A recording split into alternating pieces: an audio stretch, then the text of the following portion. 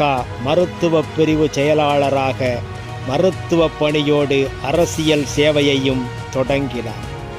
2001 பாஜக மாநில மருத்துவ பிரிவு பொதுச் செயலாளராகவும் தென் மாநிலங்களுக்கான மருத்துவ பிரிவு இணை கன்வீனராகவும் சிறப்புடன் செயலாற்றினார்.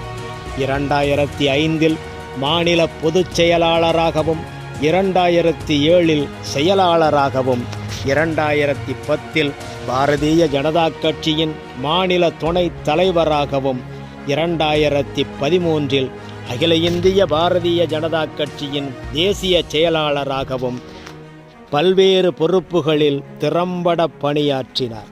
பாரதிய ஜனதா கட்சியின் தமிழ்நாடு மாநில தலைவராக 2014 ஆகஸ்ட் 16 பொறுப்பேற்றார். பாஜகவின் செயல்பாடுகள்